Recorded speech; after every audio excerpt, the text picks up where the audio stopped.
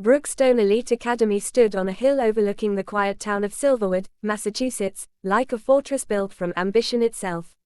Its stone walls were old, its halls lined with portraits of former students who had gone on to become senators, CEOs, judges, and innovators. To the outside world, Brookstone was a place of opportunity, discipline, and excellence. To those inside, it was a world where power was learned early, and where ambition could quietly turn into something darker. Ethan Carter arrived at Brookstone on a crisp autumn morning, carrying a single suitcase and the weight of expectations heavier than the clouds above. He was 17, intelligent, and driven, but unlike most students, he wasn't born into wealth or legacy. His scholarship was earned through years of relentless effort, sleepless nights, and a belief that talent could still matter in a place ruled by influence. As Ethan stepped through the iron gates, he noticed the way other students moved, confident, polished, almost rehearsed. Conversations sounded strategic, laughter felt calculated. Everyone seemed to be playing a role. He wondered if there was space for someone like him here. From the very first assembly, one name echoed through the hall: Lucas Harrington.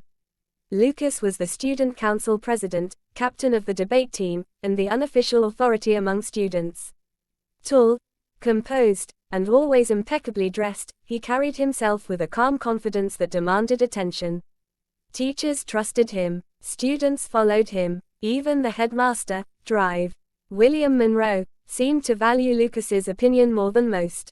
Ethan noticed Lucas watching the room during the assembly, not with curiosity, but with assessment, like a chess player studying the board. Their first interaction came during Advanced Leadership Studies, a class reserved for Brookstone's top students. When Ethan introduced himself, Lucas smiled politely, his tone smooth. "Scholarship student," Lucas said, glancing at the roster. "Impressive. Brookstone doesn't hand those out easily."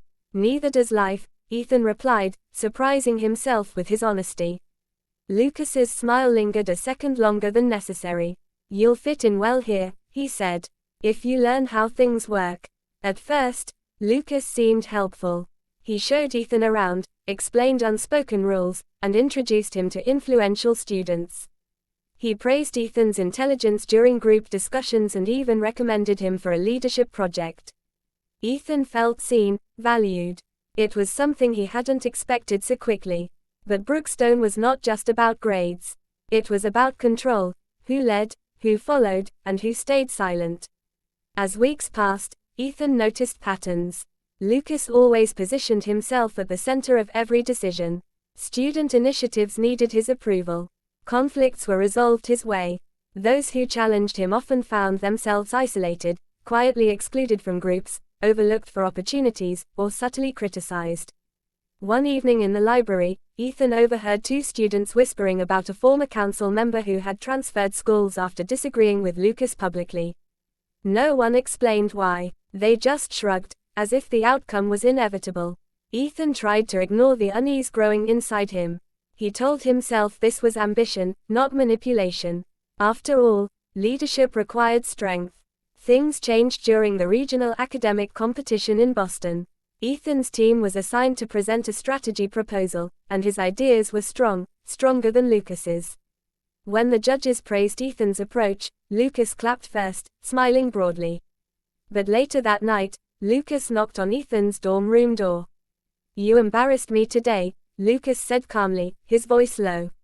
"That wasn't my intention," Ethan replied. "I was just answering the judge's questions." Lucas stepped closer, his expression unreadable. "At Brookstone, perception matters. You don't outshine the team leader unless you're ready to lead." Ethan felt the shift then, the praise turning into pressure. From that point on, Lucas's support became conditional. Compliments were replaced with tests. He asked Ethan to handle tasks without credit, to stay silent in meetings, to align his opinions publicly with Lucas's decisions. "This is how influence is built," Lucas would say. "Trust me." Ethan struggled internally. Part of him wanted to belong, to succeed in this world that rewarded obedience. Another part resisted, believing leadership should inspire, not dominate. Meanwhile, Maya Reynolds watched everything. Maya was known for her sharp intellect and quiet confidence. She wasn't part of Lucas's inner circle, but she wasn't invisible either. She had declined student council roles more than once, preferring independence over influence. When she noticed Ethan growing withdrawn, she reached out. "You don't seem like someone who enjoys playing someone else's game," she said during a study session. "I don't," Ethan admitted. "But here, it feels like you either play or disappear." Maya nodded. Brookstone rewards power, but it also exposes it. As winter approached, Lucas's behavior intensified. He began monitoring Ethan's interactions, questioning his friendships, subtly isolating him. Any disagreement was reframed as disloyalty. "You owe this place your success," Lucas reminded him. "And I decide who succeeds." The words echoed in Ethan's mind long after they were spoken. The breaking point came during the annual Founders Gala, an event attended by donors, alumni, and influential guests. Students were chosen to speak, and Lucas had selected himself, again. But just days before the event, Drive Monroe announced a change. "We've decided to include a new voice," the headmaster said. "Ethan Carter will deliver part of the keynote."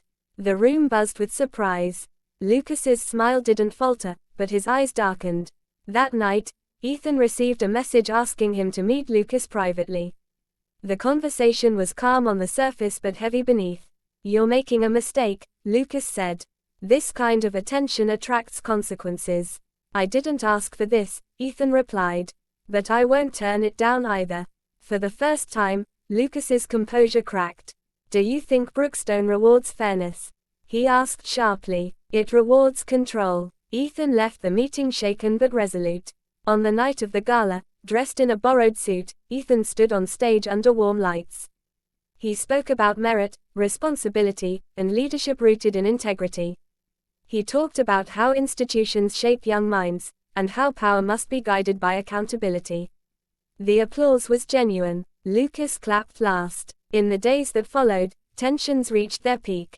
Rumors began circulating about Ethan, questioning his character, his scholarship, his intentions. Anonymous complaints appeared. Pressure mounted. But this time, Ethan wasn't alone. Maya, along with a few others who had quietly felt Lucas's control, spoke up. They shared experiences, patterns, and concerns with faculty. What emerged wasn't a scandal, it was a conversation. Dr. Monroe listened. Brookstone had built its reputation on leadership. Ignoring misuse of influence would threaten everything it stood for. Lucas was asked to step down from his position pending review. There was no public humiliation, no dramatic confrontation, just the quiet removal of unchecked power. For the first time, Lucas looked uncertain. Ethan expected to feel victorious. Instead, he felt relief. By spring, Brookstone felt different. Not perfect, but lighter. Leadership roles rotated, voices diversified, power was questioned, not assumed. Lucas remained at the academy, quieter now, forced to confront who he was without authority. One afternoon, he approached Ethan outside the main hall. "I thought control was strength," Lucas said. "Turns out, it was fear." Ethan nodded. "We're all learning." As graduation approached, Ethan stood once again at the gates of Brookstone Elite Academy. He hadn't just survived, it had changed him. He understood now that ambition without empathy becomes obsession, and power without accountability destroys more than it builds.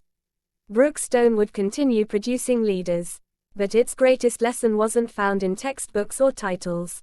It was learned the moment someone chose integrity over control, and refused to be owned by power. And that lesson, Ethan knew, would follow him far beyond the academy walls.